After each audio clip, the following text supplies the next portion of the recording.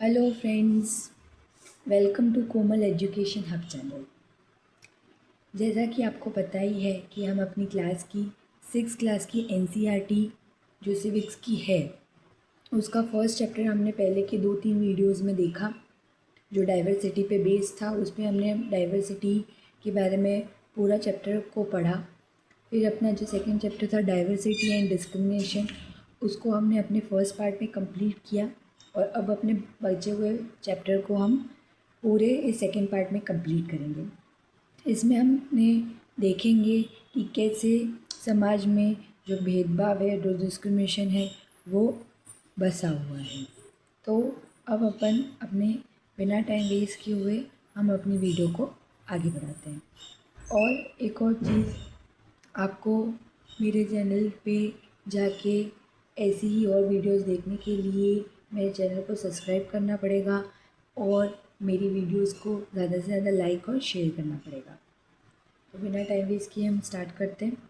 जैसा कि हमने पहले यहाँ तक पढ़ा था, अब अपना टॉपिक आता है on being discriminated against. People are engaged in different kinds of work like teaching, carpentry, pottery, weaving, fishing, farming, etc. to earn a livelihood.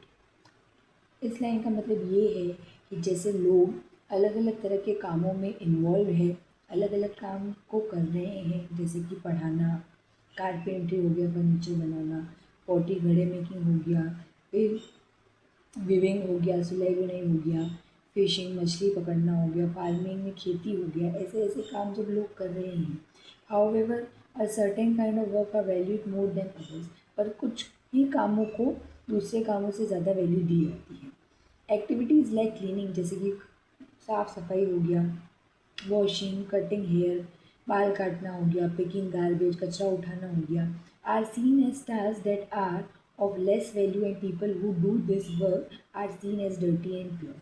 ऐसे कामों को उनको वैल्यूज़ कम दी जाती है और ऐसे काम करने वाले लोगों को भी कम वैल्यू दी जाती है, उनको कम आंका जाता है, उन्हें ऐसा माना जाता है कि वो डर्टी हैं, वो इम्प्योर हैं। This believe is an important aspect of the caste system. और ये ऐसा जो बिलीव समाज में है, यही कास्ट सिस्टम का बहुत बड़ा एक्सपेक्ट है। In the caste system, communities group of people were placed in a sort of ladder where each caste was either above or below the other. अब इन कास्ट सिस्टम्स में जो कम्युनिटीज़ हैं और जो दूसरे ग्रुप्स हैं पीपल्स के, वो कुछ तो लेडर के ऊपर कास्ट में माने जाते हैं और कुछ उससे नीचे कास्ट में माने जाते हैं। Those who place themselves at the top of the ladder called themselves upper caste. अब एक समाज में एक लेडर फिक्स किया हुआ है, एक लाइन फिक्स है, या एक ऐसा बिलीव सिस्टम है कि कुछ लोग हैं जो अपर कास्ट से बिलोंग करते हैं और कुछ लोग हैं जो बिलो कास्ट से बिलोंग करते हैं। तो जो इस लेडर के ऊपर आ रहे हैं उनको तो सब लोगों ने अपर कास्ट में माना है, और जो इस लेडर से नीचे आ रहे हैं उन्हें उन अपर कास्ट वालों से कम माना गया है, उनसे कम सुपीरियर माना गया है। And saw themselves as the superior, the groups who were placed at the bottom of the ladder were seen as unworthy and called untouchable। और इसीलिए जो लेडर के नीचे आ रहे हैं उनको जब अनटचेबल्स और अनवर्दी नामों के साथ में जाना जा रहा है। Caste rules were set which did not allow the so-called untouchables to take on work other than what they were meant to do। अब कास्ट के अंदर ऐसे रूल्स सेट कर दिए गए हैं सोसाइटी के अंदर कि जो अनटचेबल्स हैं, जो सो कॉल्ड अनटचेबल्स हैं, उनको वही काम करना है जो उनको काम हमेशा से करने को दिया गया है। वो चाह के भी कोई और काम नहीं कर सकते, क्योंकि कास्ट में और सोसाइटी में ये बिलीव है, ये मानते हैं लोग कि अगर जो सो कॉल्ड अनटचेबल्स हैं उनको कुछ जो पर्टिकुलर वर्क है उनके लिए ही बनाया गया है। For example, some groups were force to pick garbage and remove dead animals from the village. अब कुछ जो ऐसे ग्रुप्स होते हैं सो कॉल्ड अनटचेबल्स में से, उनको ये चीज़ के लिए फ़ोर्स करके बताया गया है या फ़ोर्स करके उनको ये काम करना ही पड़ता है, जैसे कि कचरा उठाना हो गया, फिर गांव में जो मरे हुए जानवर है उनको वहाँ से हटाना, ये सारा काम गांव में करने के लिए उन्हें बोला जाता है।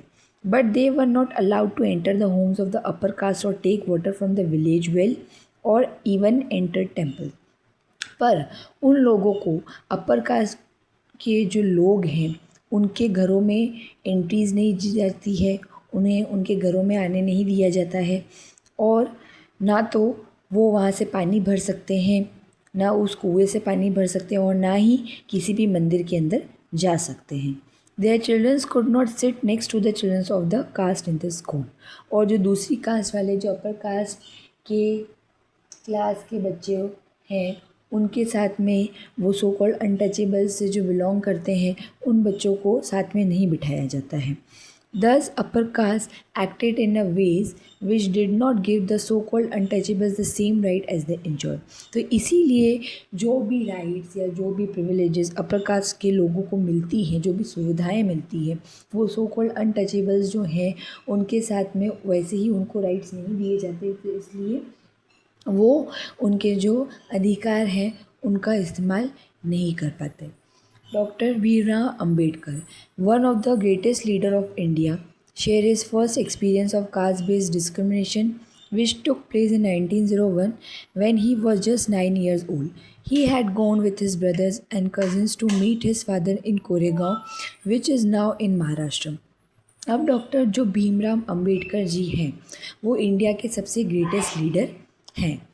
उन्होंने जो अपना पहला जो कास्ट बेस्ड डिस्क्रिमिनेशन का जो एक्सपीरियंस है वो उन्होंने कब एक्सपीरियंस किया था, जब वो सिर्फ एक 9 साल के एक बच्चे थे, और वो 1901 में अपने ब्रदर और अपने कज़िन्स के साथ अपने फादर को मिलने के लिए कोरेगांव, जो आज के महाराष्ट्र में पड़ता है, वहाँ पे वो जा रहे थे।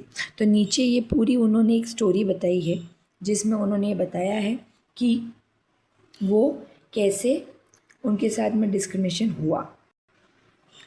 तो इस स्टोरी हम देखेंगे कि कैसे उनके साथ में डिस्क्रिमिनेशन हुआ। Long did we wait but no one turn up. बहुत टाइम तक हमने इंतज़ार किया पर वहाँ पे कोई नहीं आया। An hour elapsed and the station master came to enquire. और 1 घंटे बाद में एक स्टेशन मास्टर हमारे पास में इंक्वायरी करने आते हैं। He asked us for our tickets. और उन्होंने हमारे टिकट्स के बारे में हमसे पूछा। We showed them to him. जब हमने उनको हमारे टिकट्स को दिखाया, he asked us why we tarried. We told him that we were bound for Koregaon and that we were waiting for fathers और हिज सर्वेंट टू कम। और जब उन्होंने पूछा कि हमको कहाँ जाना है, तो हमने उन्हें कहा कि हमें कोरेगांव जाना है और हम हमारे फादर या उनके भेजे हुए किसी भी सर्वेंट का वेट कर रहे हैं। But that neither had turn up and that we did not know how to reach Koregaon. और अभी तक कोई भी आया नहीं है और ना हमें पता है कि हमें कोरेगांव कैसे जाना है। We were well dressed childrens. From our dress और talk no one could make out that we were the childrens of the untouchable.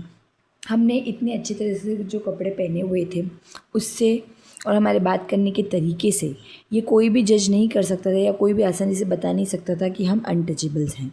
Indeed the station master was quite sure we were Brahmin childrens and was extremely touched at the plight in which he found us. और जिस वेशभूषा में हम उनको मिले और जिस तरीके से हम उनसे बात कर रहे थे, तो स्टेशन मास्टर को भी अपने इस पे पूरा बिलीव था कि वो पूरे श्योरिटी के साथ में श्योर थे कि हम ब्राह्मण के चिल्ड्रंस हैं। As is usual among the Hindus. अब जैसे कि हिंदूज़ में आमतौर पे हमेशा से पूछा जाता ही है, उसी तरह से स्टेशन मास्टर जी ने भी पूछा। The station master asked us who we were. Station master ji ने पूछा कि हम कौन हैं। विदाउट अ मोमेंट थॉट, मैंने बिना कुछ सोचे समझे, एक भी मिनट गवाए, आई ब्लटर आउट दैट वी वर माहर्स। मैंने बोला कि मैं माहर हूँ। अब माहर क्या होते हैं, जैसा कि आपको पता नहीं होगा कि माहर क्या होते हैं। तो Mahar is a one of the communities which were treated as untouchables in the Bombay presidency. अब माहर वो हैं जो ऐसी कम्युनिटी से बिलोंग किए जाते हैं सोसाइटी में जिनको अनटचेबल्स माना जाता है, खास करके बॉम्बे की प्रेसिडेंसी के अंदर।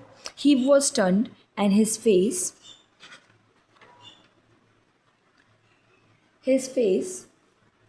Underwent a sudden change. और वो एकदम से शॉक्ड हो गए और उनका जो फेस था, उसके फेस पे जो एक्सप्रेशन थे वो एकदम से चेंज हो गए। We could see that he was overpowered by a strange feeling of repulsion. और हम भी उनके चेहरे पे देख पा रहे थे कि उनके चेहरे पे जो फीलिंग है रिपल्शन की वो साफ झलक रही थी। As soon as he heard my reply, और जैसे ही उन्होंने मेरा जवाब को सुना, he went away to his room, और वो अपने रूम की तरफ चल दिए। And we stood where we were, और हम वहीं के वहीं खड़े रह गए। 15 to 20 minutes elapsed, the sun was almost sitting, और 15 से 20 मिनट के बाद में सूरज भी ढलने को था। Our father had not turned up, nor had he sent his servant, and now the station master had also left us. और ना ही मेरे फादर आए, ना ही उनका भेजा हुआ कोई सर्वेंट आया, और हमारे को स्टेशन मास्टर जी भी वहीं पे छोड़कर चले गए थे। We were quite bewildered, and the joy and happiness which we felt at the beginning of the journey gave way to the feeling of extreme sadness. और जो शुभ जर्नी स्टार्ट करने से पहले जो खुशी एक्सपीरियंस कर रहे थे, वो अब हमारी एक्सट्रीम सैडनेस में, अत्यंत दुख में बदल गई थी। After half an hour the station master return and asked us what we purpose to do. फिर आधे घंटे बाद स्टेशन मास्टर जी वापस आए, उन्होंने हमसे पूछा कि आपका क्या पर्पस है, आपको क्या करना है। तो we said that if we could get a bullock cart on a hire we would go to the Koregaon. तो हमने उनसे बोला कि अगर हमें कोई बैलगाड़ी, बुलक कार्ट मीन्स होता है बैलगाड़ी, कि हमें कोई बैलगाड़ी हायर मीन्स रेंट पे, किराए पे मिल जाए तो हम कोरेगांव चले जाएंगे।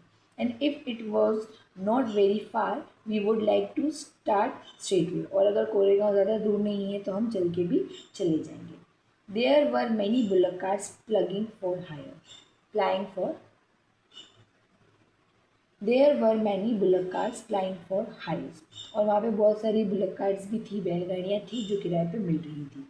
But my reply to the station master that we were Mahars had gone round among the cartmen, and not one of them was prepared to suffer being polluted and to demean himself carrying passengers of the untouchable classes. फिर हमने station master को बोला कि हम माहर से हैं, इस वजह से हम जब बुलक कार्ट के जो मेन्स हैं जो हायर पे बुलक कार्ट्स को, जो बैलगाड़ी को दे रहे हैं, जब हम उनके पास में गए और हमने उनसे पूछा कि हमें कोई बुलक कार्ट हायर पे मिलेगी, तो वो कोई भी किसी भी पॉल्यूटेड और डीमीन जो सो कॉल्ड अनटचेबल क्लास से जो बिलोंग करते हैं उन बच्चों को अपनी बैलगाड़ी में नहीं बिठाना चाहता। फिर हमने उन्हें कहा कि हम आपको दुगने पैसे भी दे देंगे। We were prepare to pay double the fare but we found that money did not work, बट उससे भी कोई हमारा काम नहीं बना। The station master who was negotiating on our behalf stood silent not knowing what to do, और जो स्टेशन मास्टर जो हमारे लिए जो नेगोशिएट कर रहे थे, जो मोल भाव कर रहे थे, वो भी साइलेंटली खड़े रह गए और उन्हें भी कुछ समझ में नहीं आ रहा था कि हमें आगे क्या करना है। तो ये एक छोटी सी स्टोरी थी जिसमें आपको बताया गया कि डॉक्टर भीमराव अंबेडकर के साथ में कैसे स्टेशन पे डिस्क्रिमिनेशन हुआ, कि जब वो अपने फादर से मिलने के लिए जाने वाले थे तो उन्हें जो बैलगाड़ियाँ हैं जो रेंट पे मिल सकती थी, पर वो सिर्फ इसीलिए नहीं दी गई क्योंकि वो सो कॉल्ड अनटचेबल कास्ट से बिलोंग करते हैं और वो माहर कम्युनिटी से बिलोंग करते हैं। Doctor Bhimrao Ambedkar is considered the father of the Indian constitution. जो डॉक्टर भीमराव अंबेडकर जी हैं वो इंडियन कॉन्स्टिट्यूशन के फादर माने जाते हैं, and is also the best known leader of the Dalit. और जो दलित कम्युनिटीज़ हैं उनके सबसे बड़े लीडर, सबसे पॉपुलर लीडर माने जाते हैं। Doctor Ambedkar fought for the rights of the Dalit community. Doctor Ambedkar ने दलित कम्युनिटी के बहुत सारे राइट्स के लिए लड़ाई की है, उन्हें अपना अधिकार दिलाया है। He was born in to the Mahar caste, जबकि वो एक माहर कास्ट में बॉर्न हुए थे, उनका जन्म एक माहर कास्ट में हुआ था। विच वॉज कंसिडर्ड अनटचेबल, जो सोसाइटी में एक अनटचेबल कास्ट को माना जाता है। द माहर वॉज पुअर, जो माहर्स हैं वो बहुत गरीब हैं। ओन नो लैंड, उनकी खुद की कोई लैंड नहीं है।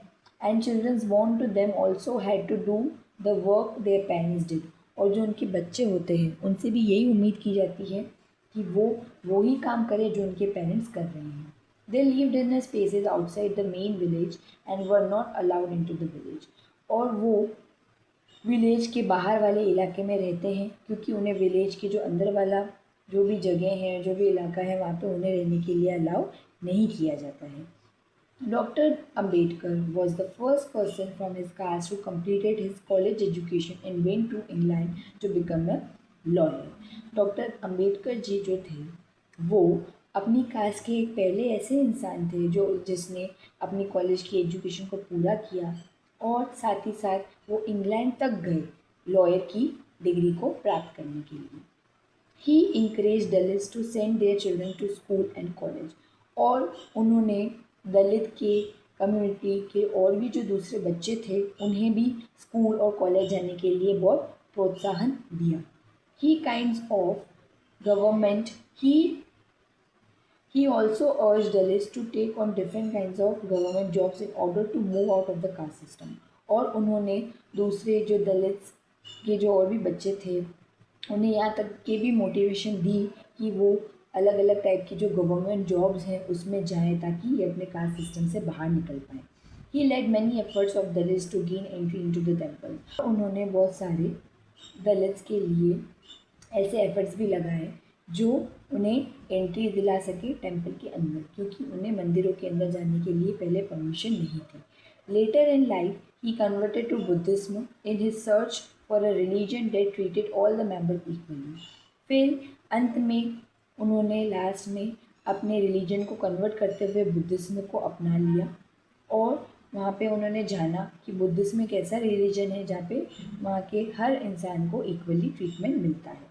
Dr. Ambedkar believed that Dalit must fight the caste system and work towards a society based on respect, not just for a few but for all persons. और doctor Ambedkar ji का ये मानना था कि और भी जो दूसरे दलित हैं उन्हें अपने कास्ट सिस्टम से फाइट करना चाहिए, ना कि सिर्फ किसी एक के लिए या खुद के लिए बल्कि सबके लिए, क्योंकि समाज में अगर वो कदम आगे बढ़ाएंगे तो उन्हें समाज में सब रिस्पेक्ट देंगे. So imagine how difficult it would be if people could not move easily from one place to another. How insulting and hurtful it is to have people move away.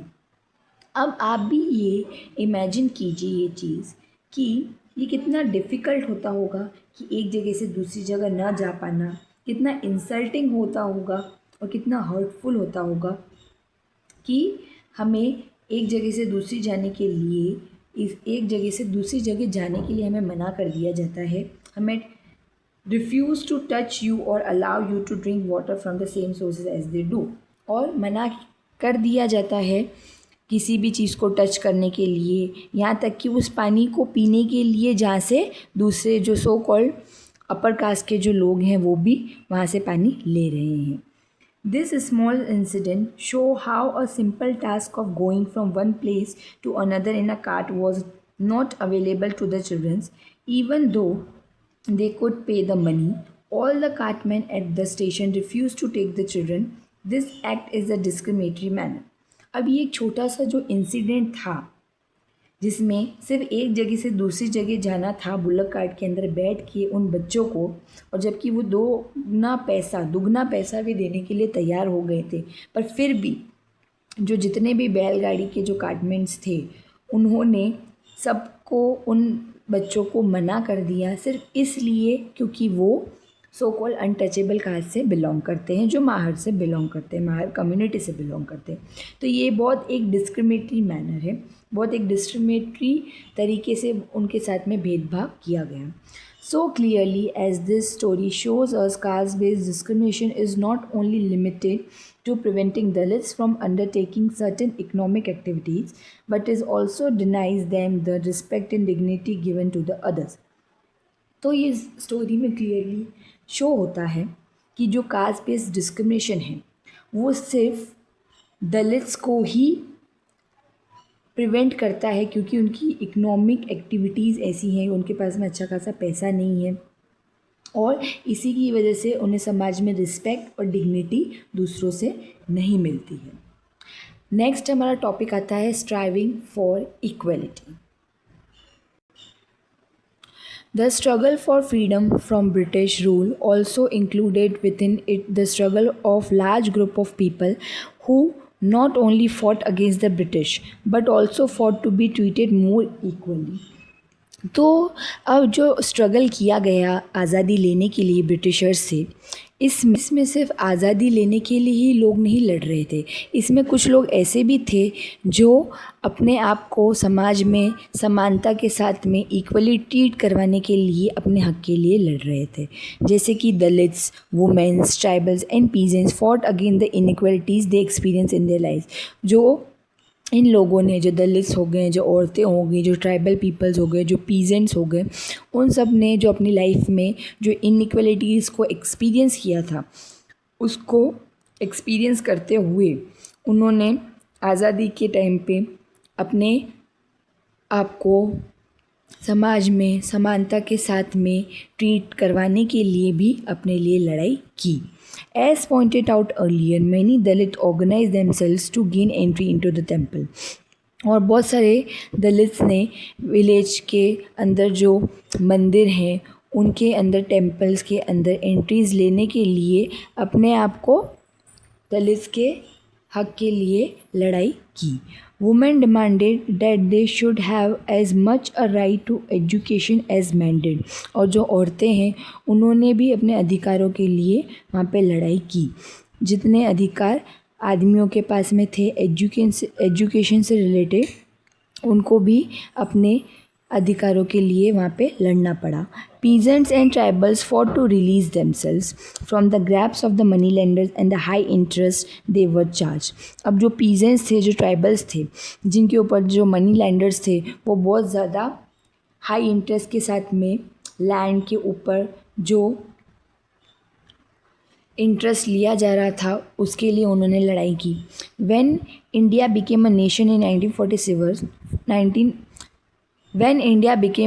in 1947, our leaders too were concerned about the different kinds of inequalities that existed. अब जब हमारे देश को आज़ादी मिली तो जो हमारे महान जो लीडर्स थे उनको भी ये चिंता सता रही थी। वो भी इस बात से कंसर्न थे कि जो समाज में जो ये भेदभाव बस गया है, जो इनइक्वालिटीज़ बसी हुई हैं, इसका कैसे क्या होगा। Those who wrote the Constitution of India, a document that laid out the rules by which the nation would function, were aware of the ways in which discrimination has been practiced in our society and how people had struggled against this.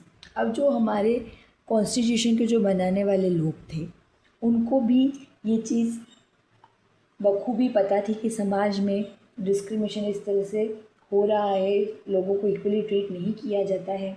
तो उन्होंने भी constitutions में जो rules हैं उस according बनाए जहाँ पे लोगों को इक्वल ट्रीटमेंट मिले, किसी के साथ में भेदभाव ना हो। Many leaders of these struggle such as the doctor Ambedkar had also fought for the rights of the Dalit. जैसे डॉक्टर भीमराव अम्बेडकर जी जो हैं उन्होंने भी जो दलित के जो राइट्स हैं उनके लिए वहाँ पे लड़ाई की। So these leaders set out a vision and goals in the constitution to ensure that all the people of India were considered equal. इसीलिए कॉन्स्टिट्यूशन के अंदर इन लीडर्स ने इस बात का बखूबी ध्यान रखा, पूरी तरह से ध्यान रखा कि हमारे कॉन्स्टिट्यूशन को ऐसा बनाया जाए कि हमारे पूरे इंडिया के अंदर जितने भी लोग हैं, उन चाहे वो किसी भी कम्युनिटी, किसी भी कास्ट, किसी भी रिलीजन से बिलोंग करते हों, पर उन सबको इक्वल ट्रीटमेंट मिले। This equality of all persons is seen a key value that unite us all as Indians. ये जो एक इक्वलिटी ही है, ये जो समानता, ये जो यूनिटी ही है, ये सारे इंडियंस को एक ऐसी चाबी है जो सारे इंडियंस को एक साथ लेके आएगी, यूनाइट करेगी। Everyone has equal rights and opportunities, और सभी के पास में समान अधिकार होंगे, समान अपॉर्चुनिटीज़ होगी। Untouchability is seen as a crime and has been legally abolished by law. तो इसीलिए कॉन्स्टिट्यूशन के अंदर, जैसा कि मैं आपको बता दूं कि आर्टिकल 17 जो अपने कॉन्स्टिट्यूशन के अंदर है वो अनटचेबिलिटी को अबॉलिश करता है। ये चीज़ इस बुक में मेंशन नहीं है, पर मैंने आपको एक्स्ट्रा में बताई है, तो आप अपनी कॉपी में नोट करते रहिएगा। साथ ही साथ मैंने आपको जो भी पढ़ाया है आप अपने कॉपी में नोट्स बनाते रहिएगा, ताकि जब भी आप अपने चैप्टर को रिवाइज़ करने बैठे तो आपको कम टाइम में पूरा का पूरा चैप्टर जल्दी से रिवाइज़ हो जाए। तो जो अनटचेबिलिटी है वो समाज के अंदर जो बसी हुई है उसे अबॉलिश कर दिया गया लॉ के अंदर, जो अपने कॉन्स्टिट्यूशन बुक के अंदर इस चीज़ को लिखा गया। People are free to choose to kind of work they wish to do, और लोगों को पूरी तरह से आज़ादी दे दी गई कि उनको जो भी काम करना है, चाहे वो किसी भी कम्युनिटी से बिलोंग करते हैं, वो कर सकते हैं। Government jobs are open to all people, जितनी भी गवर्नमेंट जॉब्स है वो सारे ही लोगों के लिए खोल दी गई। In addition, the Constitution also placed responsibility on the government to take specific steps to realize this right to equality for poor and the other such marginal communities. और अधिकारों को देने के साथ साथ ही जो गवर्नमेंट है उनके लोगों पे ये रिस्पॉन्सिबिलिटीज भी दी गई, ये उनको कर्तव्य भी दिए गए कि जो अनइक्वल माने जा रहे हैं, जो डिस्क्रिमिनेशन फेस कर रहे हैं, उनके साथ में जो भी कुछ हो रहा है वो अब ना हो, इस बात की श्योरिटी और इस बात का इंश्योरिटी वो पूरी गवर्नमेंट करे और ऐसे ऐसे स्टेप्स ले ताकि समाज में ये सारी चीज़ें धीरे धीरे ख़त्म हो जाए। ऐसा कर्तव्य कॉन्स्टिट्यूशन के द्वारा जो भी गवर्नमेंट है उन्हें भी दिया गया है। The writers of the constitution also said the respect for diversity was a significant element in the ensuring equality. अब जो कॉन्स्टिट्यूशन के जो राइटर्स थे उन्होंने ये भी बताया कि जो डाइवर्सिटी है वो एक रिस्पेक्ट का एक सिग्निफिकेंट एलिमेंट है, क्योंकि वो ही इक्वलिटी को इंश्योर करता है। They felt that people must have the freedom to follow their religion. उन्हें ये महसूस हुआ या वो ये मानते हैं कि जो भी लोग हैं जिनको फ्रीडम है अपने रिलीजन को फॉलो करने के लिए, स्पीक देयर लैंग्वेजेस, जो अपनी खुद की लैंग्वेजेस को बोल सकते हैं, सेलिब्रेट देयर फेस्टिवल्स, और जो भी फेस्टिवल्स चाहे उनको सेलिब्रेट कर सकते हैं, एंड एक्सप्रेस देमसेल्फ फ्रीली, और अपने आप को जो भी वो सोच रहे हैं वो अपने आप को फ्रीली एक्सप्रेस भी कर सकते हैं। They said that no one language, religion और festival should become compulsory for all to follow. और उनका ये भी मानना है कि, और उन्होंने ये भी बोला गया है कि कोई भी एक लैंग्वेज, ना कोई एक रिलीजन और ना ही कोई पर्टिकुलर फेस्टिवल सबके लिए कंपलसरी होगा। दे said that the government must treat all the religions equally. उन्होंने कहा कि गवर्नमेंट को सारे ही रिलीजन्स को इक्वली ट्रीट करना चाहिए। Therefore, India became a secular country where people of different religions and faiths have the freedom to practice and follow their religion without any fear of discrimination.